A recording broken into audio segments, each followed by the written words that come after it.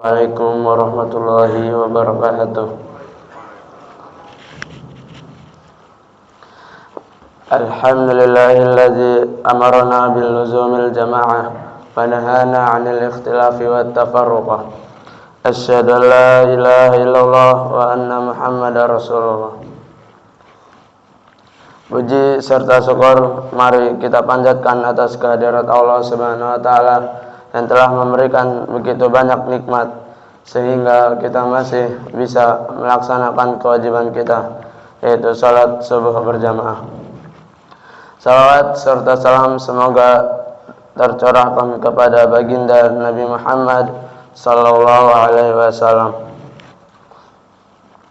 Berjamaah yang insyaallah dirahmati Allah Subhanahu wa taala, perkenankanlah kami untuk membacakan suatu hadis dari Rasulullah sallallahu alaihi wasallam yang bertemakan keutamaan menghadiri majelis ilmu di masjid.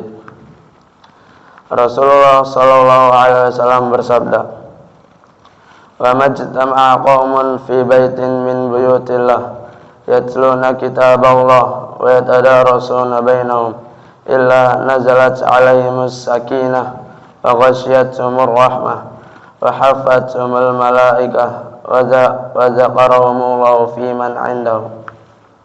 Yang artinya, tidaklah suatu kaum berkumpul di salah satu rumah dari rumah-rumah Allah, yakni masjid, membaca kitabullah dan saling mempelajarinya, melainkan akan turun kepada mereka sakinah, yaitu ketenangan. Mereka akan dinaungi rahmat, mereka akan dilingkupi para malaikat, dan Allah akan menyebut-nyebut mereka di sisi para makhluk yang dimuliakan di sisinya. Hadis riwayat Muslim. Pelajaran yang kita bisa ambil dari hadis di atas adalah: 1. Orang yang mempelajari Al-Quran di masjid disebut oleh Rasulullah SAW akan mendapatkan ketenangan, rahmat, dan pemuliaan dari malaikat. Dijelaskan oleh Al-Mula Ali Al-Qari, yaitu maknanya mereka akan ditolong dan dimudahkan dalam upaya mereka menuntut ilmu.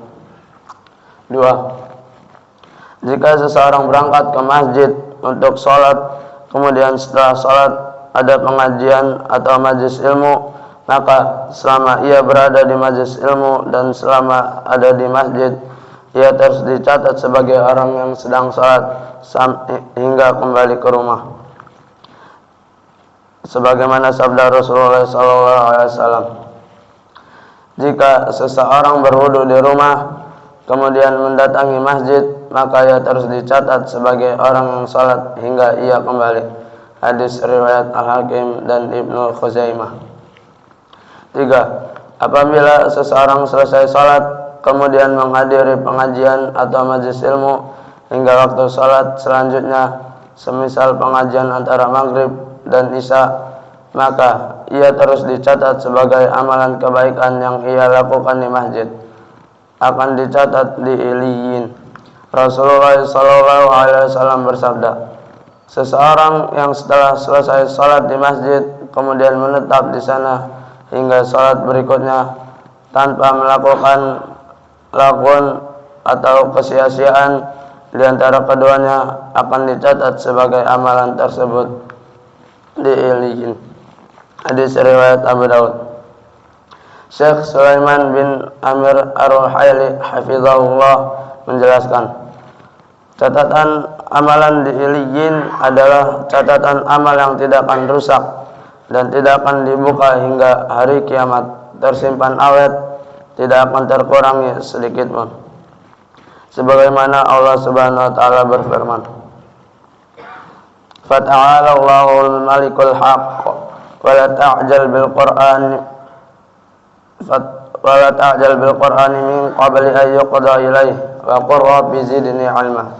Yang artinya, maka Maha Tinggi Allah, Raja yang sebenar-benarnya, dan janganlah engkau Muhammad tergesa-gesa membaca Al-Quran sebelum selesai diwahyukan kepadamu, dan katakanlah, ya Tuhanku, tambahkanlah ilmu kepadaku. Quran surat ke-20 ayat 114. Dalam firman yang lain Allah Subhanahu wa taala berfirman, dan kami tidak mengutus sebelum engkau Muhammad melainkan orang laki-laki yang kami beri wahyu kepada mereka. Maka bertanyalah kepada orang yang mempunyai pengetahuan jika kamu tidak mengetahui. Sebelum kita mengakhiri pembacaan hadis di atas, mari kita bermunajat kepada Allah Subhanahu wa taala. Bismillahirrahmanirrahim. Alhamdulillahirabbil alamin. Hamdan yuafi ni'amahu wa yukafi'u mazidah. Ya Rabbana lakal hamdu, lakas syukru kama yanbaghi li jalali wajhika wa 'azimi sultanik. Allahumma salli wa sallim wa barik ala sayyidina Muhammad wa ala ali sayyidina Muhammad. Ya Allah yang maha besar dan maha kuasa, kami mohon kepada Engkau ya Allah untuk para musyrif, pemberi wakaf, orang tua asuh, donatur, pembina, pengurus yayasan, pengurus ponpes, bapak ibu jamaah salat subuh Masjid Darwatul Abrar dan umat muslimin dan muslimat. Diampuni dosa-dosanya, dosa besar, dosa kecil, disengaja ataupun tidak disengaja. Diberi hidayah agar dapat melaksanakan semua perintahmu dan meninggalkan semua laranganmu. Diberi kesehatan agar bisa istiqamah dalam melaksanakan ibadah, baik yang wajib maupun yang sunnah. Diberi rezeki yang luas dan berkah agar mau berbagi kepada anak yatim dan duafa dan perjuangan Islam. Diberi kemampuan agar bisa bersabar jika menerima musibah dan pandai mensyukuri kenikmatan. Dan diberikan keturunan yang qurrat a'yun, keturunan yang salih dan salihah. Rabbana atina fid dunya hasanah wa fil akhirati hasanah wa qina azabannar.